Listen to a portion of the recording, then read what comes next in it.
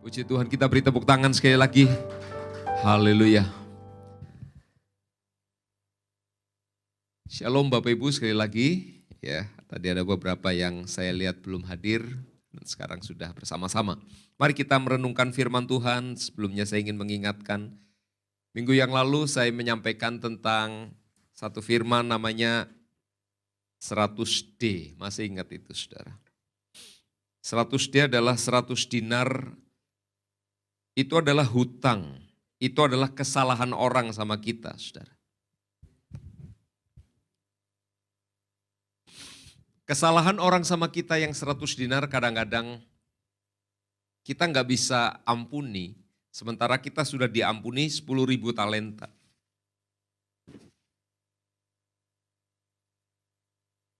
Oke, yang di sini boleh tenang juga.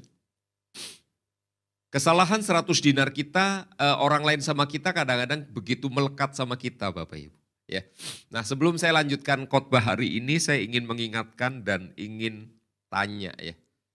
Selama seminggu ini sudah belum ya, orang-orang yang bersalah sama kita, kita maafkan saudara. Ya. Karena kalau kita tidak melakukan yang kita sudah dengar, dalam tanda kutip nih, akan percuma nanti kita melanjutkan perjalanan dengan hati yang terus tidak mengampuni. Ya, jadi saya kepingin saudara, oh Pak Rudi pengen saya ampuni ya, enggak, bukan itu saudara. Supaya hidupmu lega ke depan, supaya hidup Anda semua bisa lega dan satu hari kita menghadap Tuhan dengan langsung gitu, ketemu sama Tuhan Yesus, maksudnya gitu. Ya, jadi 100D saya harap saudara bisa nangkep ini ya. Kalau toh ada orang yang bersalah sama saya, ya sudah saya mengampuni, kalau toh ada. Kalau ada orang salah sama Anda, ampunilah karena itu firman Tuhan. Ya, kita ngomong tahun ini tahun integritas tapi kita tidak menjalani dengan hati yang lapang saudara, akan sulit begitu. Ya, jadi saya harap Anda bisa nangkep nih. Jadi khotbah yang saya sampaikan bukan sekedar supaya Anda dengar lalu hanya di komen bagus atau enggak bagus ya. Bukan itu, tapi kita mesti melakukannya. Ada yang keliru, bereskan hidup kita. Ya, yang pertama ya minggu lalu Tuhan berikan tentang pengampunan saudara. Nah hari ini mari kita melanjutkan perjalanan kita ya saudara, dan saya akan meneruskan tentang seri integritas ini dalam tahun ini saudara. Hari ini adalah ketika kita menghadapi pencobaan, macam mana yang harus kita lakukan, apa yang harus kita lakukan, bagaimana kita bisa melakukannya dan menang atas pencobaan yang masuk dalam hidup kita. Wah Pak saya gak ketemu pencobaan, Anda gak usah ketemuin pencobaan, dia yang akan menemuin Anda saudara. Karena si jahat akan terus menyerang hidup setiap kita saudara. Mari buka dalam Matius pasal yang keempat. Matius pasal yang keempat kita akan melihat beberapa ayat saudara. Saya akan baca ayat yang pertama sampai yang keempat terlebih dahulu. Matius pasal yang keempat ayat 1 sampai yang keempat. Maka Yesus dibawa oleh roh ke padang gurun untuk dicobai iblis. Dan setelah berpuasa 40 hari dan 40 malam, akhirnya laparlah Yesus. Lalu datanglah si pencoba itu dan berkata kepadanya, jika engkau anak Allah, perintahkanlah supaya batu-batu ini menjadi roti. Tetapi Yesus menjawab, ada tertulis, manusia hidup bukan apa? Dari roti saja, tetapi dari setiap firman yang keluar dari mulut. Saudara, bagaimana ketika kita menghadapi pencobaan? Tentu kalau kita menghadapi dan kita nggak tahu peta perjalanannya, orang akan sulit saudara, dan akhirnya akan gagal. Nah, Tuhan Yesus dengan apa ya saudara? Dengan dipimpin oleh roh, itu memberi kita semacam contoh saudara. Ya. Memberi contoh kepada kita ketika saudara dan saya menghadapi pencobaan, langkah-langkah apa yang harus diambil. Supaya nanti ketika kita menghadapinya kita bisa menang atas pencobaan itu. Itu yang Tuhan harapkan ya Bapak Ibu. Jadi sekali lagi ayo saudara mungkin hari-hari ini sedang menghadapi kesulitan. Ya, kita menyebutnya pencobaan saudara. Ada berbagai hal yang membuat kita menjadi sulit ya Bapak Ibu. Keuangan, pikiran-pikiran yang jorok, pikiran yang jahat, ya saudara, perasaan termasuk tidak mau mengampuni, itu adalah pencobaan-pencobaan yang didatangkan oleh si jahat. Ingat, pencobaan adalah maksud si jahat untuk menghancurkan atau menjatuhkan hidup orang percaya. Pencobaan didatangkan oleh si jahat adalah dengan maksud supaya orang percaya itu jatuh. Ya saudara, kalau ujian gimana Pak? Ujian itu bisa bendanya sama dengan pencobaan, bisa sama saudara. Ya. Tapi tentu sudah disaring oleh Tuhan, lalu Tuhan lihat supaya ketika kita menang atas itu kita bisa naik kelas. Ya saudara, jadi pencobaan didatangkan oleh si jahat untuk membuat orang itu jatuh. Dalam hal ini Yesus pun dikatakan dicobai. Ya. Nah, bagaimana Yesus bisa memenangkan pencobaan itu menjadi pola buat saya dan saudara. Yesus dibawa oleh roh atau Yesus dipimpin oleh roh ke padang gurun untuk dicobai. Dan setelah berpuasa 40 hari 40 malam, laparlah Yesus. Ya saudara, tentu ini hal yang bisa gampang ditangkap.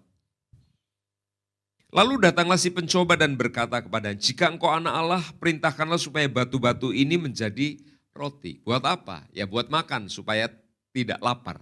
Ya saudara, datanglah si pencoba. Di sini disebutkan datanglah si pencoba. Nah, dalam hidup kita, saudara, si pencoba itu tidak datang dalam wujud yang spesifik tertentu. Ya. Wah, tapi kemarin Pak, setannya datang ada bajunya putih, rambutnya panjang, punggungnya bolong gitu ya misalnya, saudara. Itu kan apa ya? Imajinasinya si pembuat film gitu, saudara. Tapi pencobaan itu bisa datang dalam bentuk apapun. Termasuk bukan wujud yang mengerikan seperti itu. Ya saudara, wujudnya bisa macam-macam dalam kehidupan saya dan saudara. Nah, prinsip yang saya dan saudara mesti pegang hari ini, Yesus ketika dia dicobai, jika engkau anak Allah, perintahkanlah supaya batu ini menjadi roti. Orang lagi lapar lalu dicobai. Ya. Dan Yesus berkata, Yesus menjawab, ada tertulis manusia hidup bukan dari roti saja, tapi dari setiap firman yang keluar dari mulut Allah. Saya pernah mengkhotbahkan ini beberapa tahun yang lalu, mengambil ayat ini dan saya pakai kata ting, ya, ting. Kemudian ternyata skornya 1-0, saudara. Yesus 1, iblis 0, si pencoba 0. Artinya Yesus menang. Loh, kenapa dengan perkataan ada tertulis manusia hidup bukan dari roti saja tetapi dari setiap firman yang keluar dari mulut Allah. Kok Yesus bisa menang atas pencobaan dengan kalimat yang dalam tanda kutip sederhana seperti itu. Dan kalimat ini sebetulnya kalimat ulangan saudara. Mengulang sebuah ayat di dalam kitab Ulangan pasal 8 ayat yang ketiga. Bahwa manusia hidup bukan dari roti saja tapi dari setiap firman yang keluar dari mulut Allah. Kok bisa dengan perkataan itu bisa menang? Ya, dengan perkataan itu bisa menang.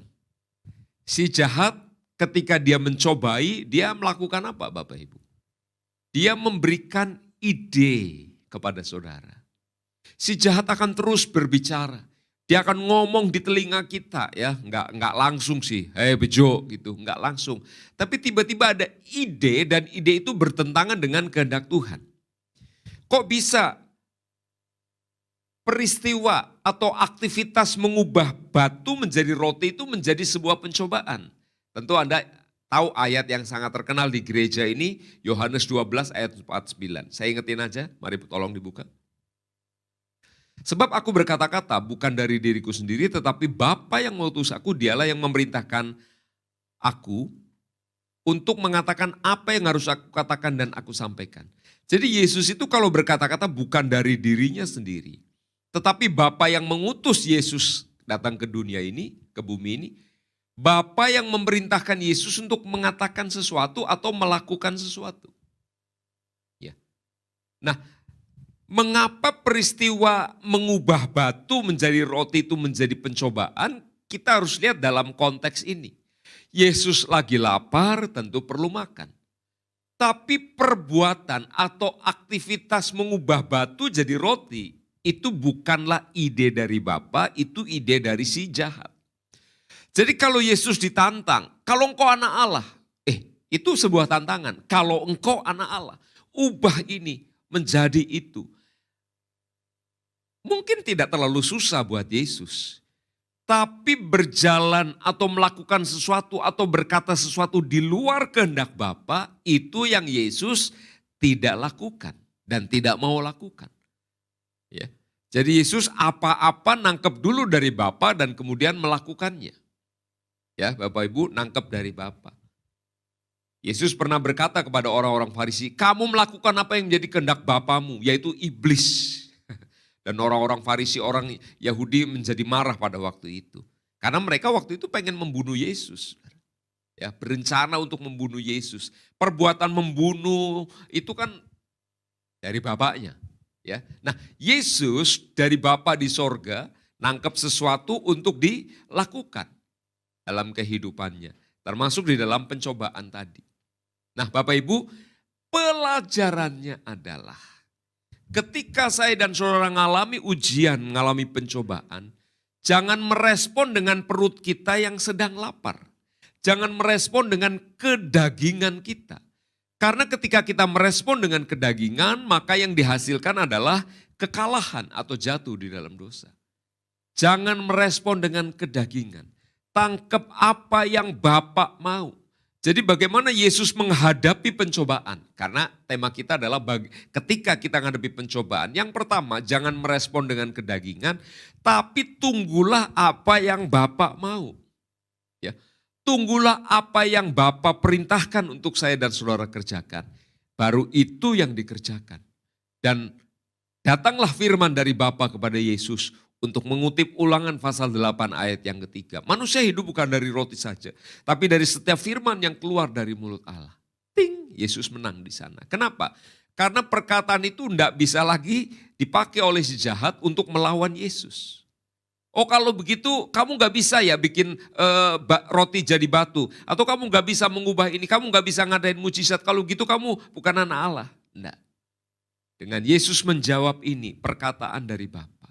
Pelajaran buat saya dan saudara adalah ketika kita menghadapi pencobaan, jangan merespon dulu dengan kedagingan kita.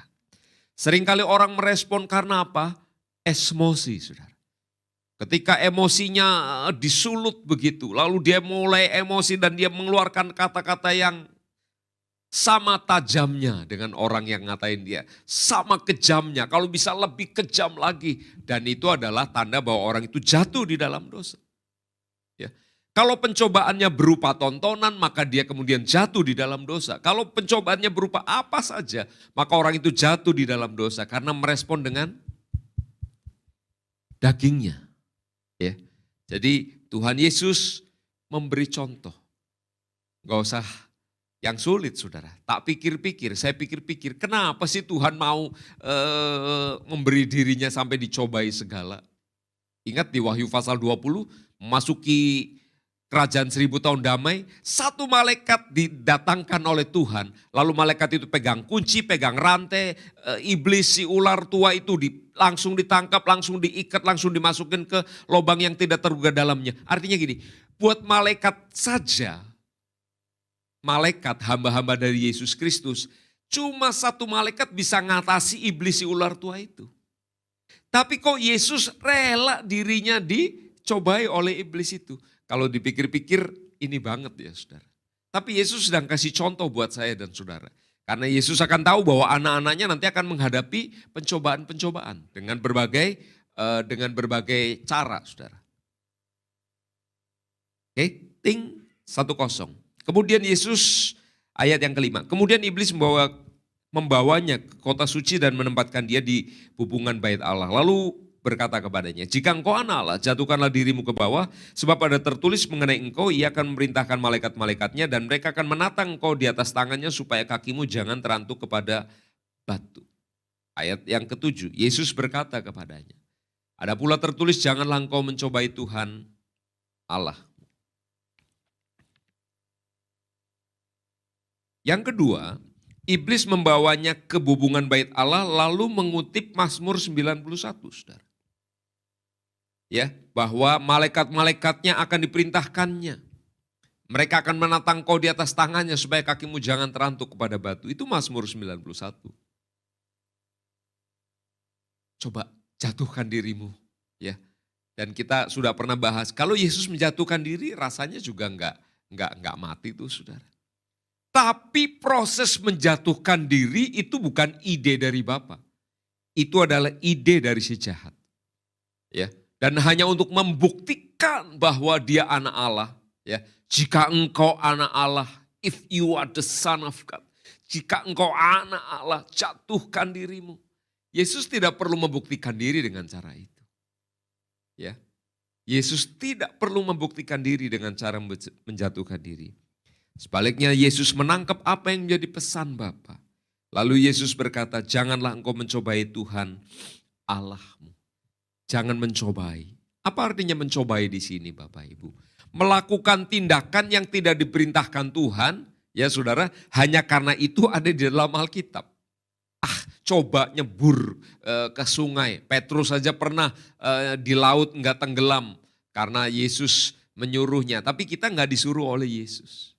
Ya Bapak Ibu. Tapi ada kalanya saudara hal-hal yang disuruh, ya kan kadang-kadang orang bingung gitu saudara. Yang kagak disuruh dikerjain, yang enggak disuruh dikerjain saudara. Jangan kau mencobai Tuhan Allahmu. Kenapa? Ya jangan mencobai. Ya. Jangan menggunakan ayat-ayat sembarangan saudara lalu kita berpikir bahwa itu akan bekerja dengan baik. Kita harus sadar ini ya Bapak Ibu ya. Pak kalau gitu ayat firman Tuhan enggak berlaku. Tetap berlaku. Tapi Tuhan akan memakai ayat-ayat itu menurut caranya.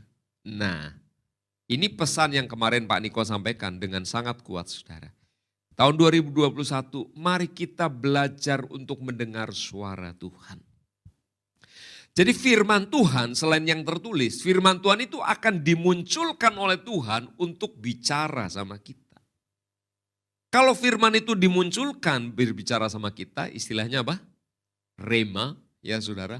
Itulah yang akan menolong kita, itulah yang akan menuntun kita, itulah yang akan terjadi dalam kehidupan saya dan saudara. Kalau misalnya kita berharap bahwa semua yang tertulis di dalam Alkitab ini, wow harus terjadi dong. Ya, pasti ayat-ayat yang menguntungkan kita udah apalin itu saudara. Setiap tempat yang kau injak akan jadi milik kepunyaanmu. Coba Anda injak-injak tanah di mana ya, di Metro lah. Kan nggak mungkin besoknya developer bilang, Pak saya lihat Bapak kemarin nginjek tanah nih. Ya, tolong ini terima sertifikat tanahnya di blok sekian, nomor sekian. Kan tidak seperti itu saudara. Tapi ayat itu ada Pak, ada buat Yosua dan buat Kaleb dalam kitab Yosua. Ya saudara, loh saya apa enggak bisa Pak, saya pernah dengar pendeta, ya karena pendeta itu pernah dengar suara Tuhan. Tapi kita tidak bisa menggunakan ayat itu hanya karena kita kepengen tanah saudara. Kita harus sadar itu. Dan juga ayat yang lainnya. Enggak bisa Anda melemparkan dirimu dari atas atap, lalu berharap bahwa malaikat-malaikat akan datang lalu menyediakan sebuah kasur dan kakimu tidak terantuk kepada batu. Itu namanya mencobai Tuhan Allah.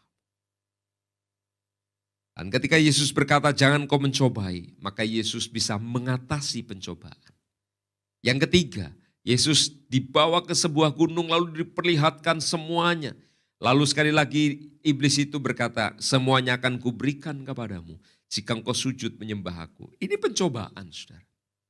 Sesuatu yang ditawarkan kepada orang, dalam hal ini kepada Yesus, kelihatannya menguntungkan, kelihatannya membuktikan sesuatu, tapi motif si jahat adalah untuk menjatuhkan.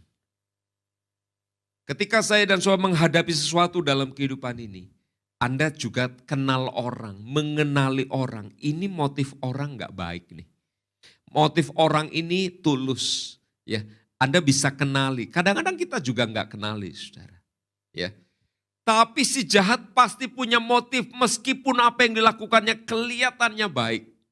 Si jahat punya motif untuk menghancurkan iman orang-orang percaya, saudara. Jadi Yesus ketika menghadapi itu akan diberikan semua kerajaan kalau menyembah. Maka Yesus berkata ayat 10. Maka berkatalah Yesus kepadanya, nyahlah iblis, sebab ada tertulis engkau harus menyembah Tuhan Allahmu dan hanya kepada Dia sajalah engkau berbakti. Bapak Ibu, di sini Yesus bisa memenangkan ketiga bagian dari pencobaan ini. Sekali lagi, ini adalah pola, ini adalah prinsip. Yesus sedang memberikan contoh, katakan contoh saudara. Contoh bagaimana saya dan saudara menghadapi ketika pencobaan itu saya dan saudara alami. Ya, jadi apa Pak yang mesti dilakukan? Kalau Anda mau catat yang pertama tadi saudara, jangan merespon dengan kedagingan kita. Orang puasa 40 hari 40 malam lihat roti macam-macam pasti pengen banget saudara. Tapi kalau itu bukan datang dari Bapa, kalau itu bukan datang dari Bapa, Yesus tidak akan pernah melakukannya. Jangan merespon dengan daging. Tunggu apa yang Bapa katakan, saudara. Ya, sekali lagi jangan merespon dengan daging. Kenapa iblis berkali-kali berkata, jika engkau anak Allah, jika engkau anak Allah. Karena dalam Matius pasal 3, saudara, ayat 16, ayat 17, saya baca, sesudah dibaptis Yesus segera keluar dari air dan pada waktu itu juga langit terbuka dan ia melihat roh Allah seperti burung merpati turun ke atasnya. Lalu terdengarlah suara dari sorga yang mengatakan, inilah anakku yang kukasihi, kepadanya lah aku berkenan.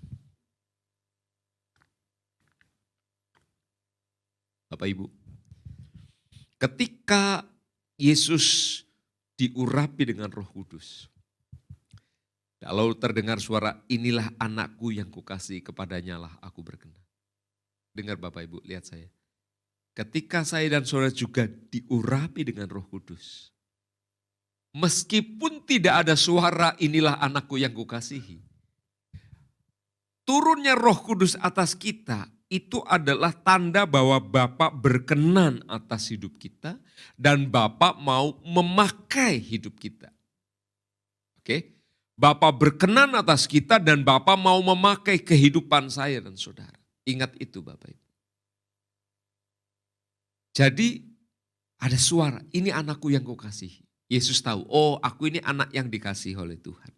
Terlepas dari apapun yang akan dikerjakan Yesus, Yesus ini adalah anak yang dikasihi oleh Bapa dan Bapa berkenan kepada Yesus. Dan kemudian kalau hanya untuk membuktikan sesuatu,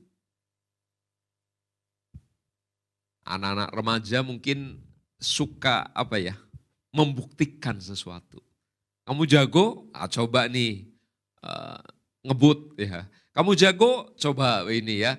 Kamu jago ya. Jadi orang hanya untuk membuktikan sesuatu lalu melakukan sesuatu tindakan yang nekat lah, yang terlihat berani begitu hanya untuk membuktikan sesuatu. Ya. Yesus tahu dia adalah anak Allah dan dia tidak perlu membuktikan sesuatu dengan cara yang keliru.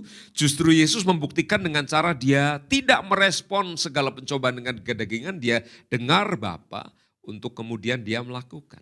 Nah untuk kita bagaimana Pak? Sama, jangan merespon dengan kedagingan. Yang kedua, biarlah hidup kita ini dipenuhi dengan Roh Kudus. Pak tapi saya lihat orang yang dipenuhi Roh Kudus juga hidup dalam dosa. Jatuh dalam dosa.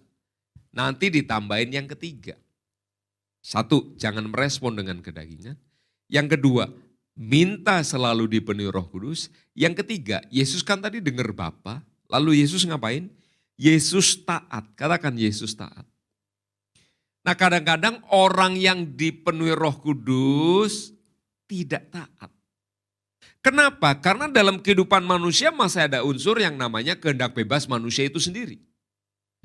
Memang seharusnya ketika orang dia dipenuhi Roh Kuduslah yang memimpin. Tapi kadang-kadang orang masih menggunakan kehendak bebasnya sendiri. Yesus tidak. Ketika dia menangkap sesuatu pesan Bapa, dia kerjakan. Dia tangkap pesan dari si jahat, dari iblis tadi dalam bentuk ujian, dia tidak merespon itu. Dia hanya merespon, Yesus hanya merespon apa yang dikehendaki Bapa. Jangan merespon dengan kedagingan. Minta dipenuhi dengan Roh Kudus. Selama ini beberapa waktu saudara, tidak ada doa Senin, Rabu, Jumat yang namanya NDP. Doa enggak sih saudara? Masih doa enggak tiap hari? Senin, Selasa, Rabu, Kamis, Jumat. Ngantuk Pak. Ya carilah waktu enggak ngantuk. Minum kopi boleh saudara. Segelas, 2 gelas, 3 gelas, 4 gelas lah biar enggak ngantuk saudara. Ya. Cari Tuhan, doa. Ingat nilai di gereja ini pertama cinta Tuhan. Saudara. Cari waktu untuk menyenangkan hati Tuhan. Supaya kita bisa merasakan yang namanya hadirat Tuhan. Ya. Apa yang sudah kita rekam selama berbulan-bulan ini bisa dipakai untuk membantu kita, saudara. NDP besok malam akan kita mulai lagi, ya. Saya harap Anda bisa bergabung, saudara, melalui YouTube besok. Tapi kalau toh misalnya hari Selasa enggak ada NDP, saudara. Ayolah doa. Ya, cari waktu doa untuk memuji menyembah Tuhan. Yang kedua, saudara, biar kita minta dipenuhi Roh Kudus. Yang ketiga, biar kita hidup di dalam ketaatan akan firman. Ya. Karena yang aneh kan tadi saudara, dipenuhi Roh Kudus tapi hidupnya kemudian tidak nuruti firman. Ayo, Tuhan Yesus sudah memberikan itu. Matius pasal yang ke-10 ayat yang pertama. Boleh tampilkan Matius 10 ayat yang pertama.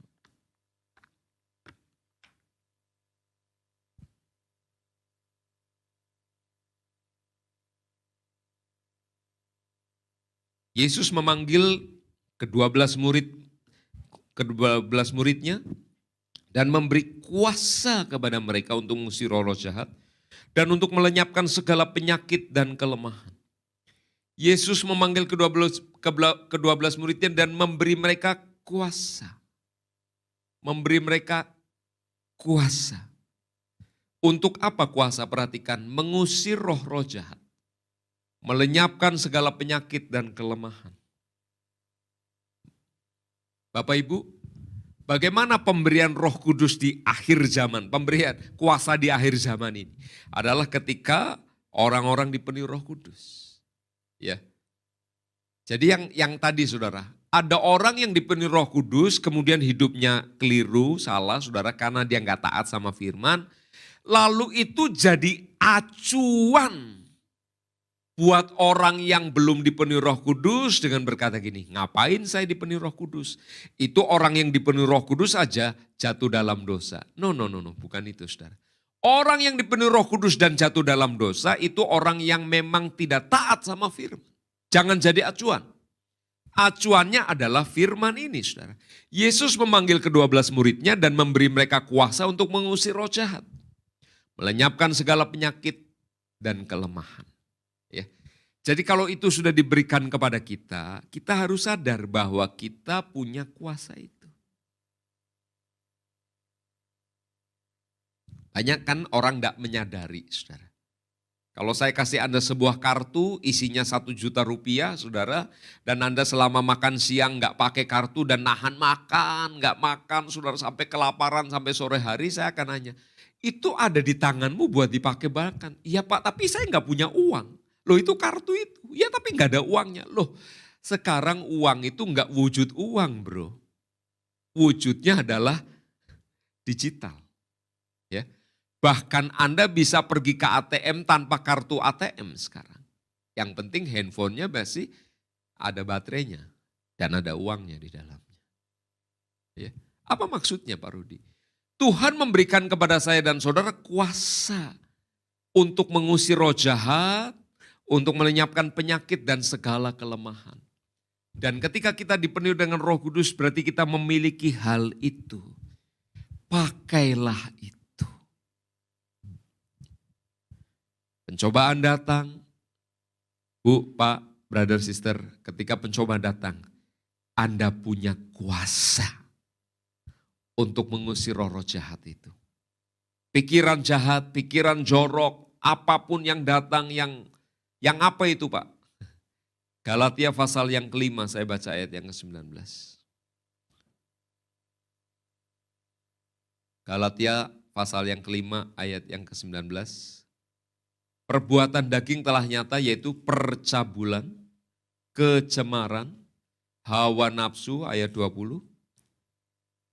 Penyembahan berhala, sihir, perseteruan, perselisihan, iri hati, amarah, kepentingan diri sendiri, percidraan, roh pemecah 21, kedengkian, kemabukan, pesta pora, dan sebagainya. Terhadap semuanya itu kuperingatkan kamu seperti yang telah kubuat dahulu, bahwa barang siapa melakukan hal-hal yang demikian, ia tidak akan mendapat bagian dalam kerajaan Allah. Kenapa orang-orang yang melakukan hal-hal demikian terus-menerus tidak mendapat bagian dalam kerajaan Allah? Karena hal-hal itu dimotori atau diinisiasi oleh roh jahat. Dan kalau orang dalam hidupnya membawa terus roh jahat itu, saudara, maka ketika dia meninggal tentu tidak mendapat bagian dalam kerajaan Allah. Selama di bumi juga tidak ada bagian dalam kerajaan Allah. Ketika dia meninggal dia nggak akan masuk. Kenapa? Karena dia membawa roh jahat itu dalam hidupnya dan kemudian roh jahat ini menginisiasi, memberikan ide untuk melakukan segala perbuatan itu. Yang disebut di sini perbuatan daging. Percabulan, kecemaran, hawa nafsu, penyembahan berhala, sihir, perseteruan, perselisihan, iri hati, amarah, kepentingan diri sendiri, perceridraan, roh pemecah. Ini semua adalah roh. Ya.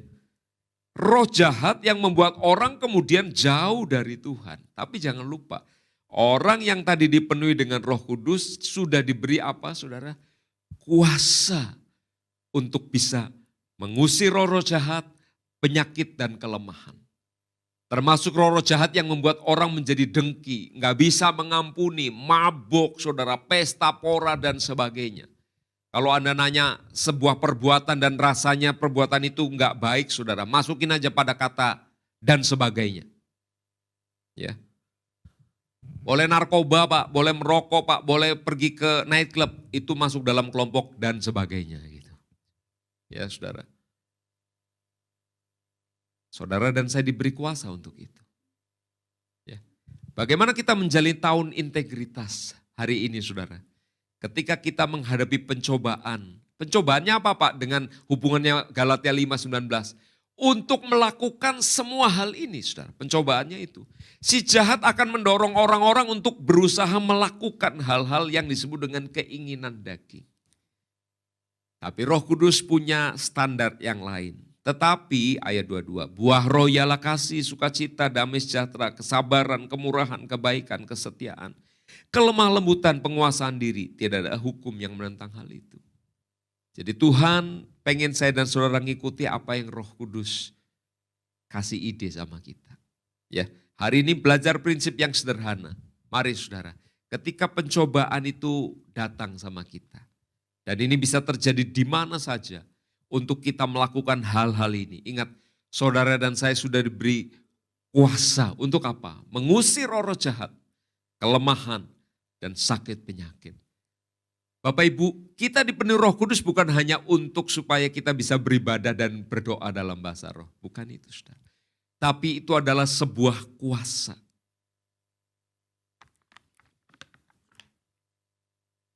Kalau saya kasih Anda sebuah kartu e-money, saudara, nilainya 1 juta. Itu Anda bisa makan apa saja. Kalau Roh Kudus sudah diberikan kepada kita, kita bisa melakukan apa saja. Sehubungan dengan tadi, mengusir roh jahat, penyakit dan kelemahan. Hanya kita perlu hidup di dalam ketaatan sama firman. Apa yang harus saya dan saudara lakukan ketika pencobaan datang? 1, jangan merespon dengan kedagingan. Orang akan kalah. Yang kedua, saudara, biar kita minta selalu dipenuhi Roh Kudus. Gimana caranya Bapak Ibu? Beribadahlah. Ya saudara, terus menyembah Tuhan, terus setiap hari. Dan yang ketiga, taatilah firman Tuhan. Apa itu firman? Tadi kalau Yesus naati suara dari Bapa, melakukan apa yang Bapa kehendaki, itu yang membuat Yesus selalu hidup dalam kehendak Bapa. Puji Tuhan, mari kita berdoa saudara.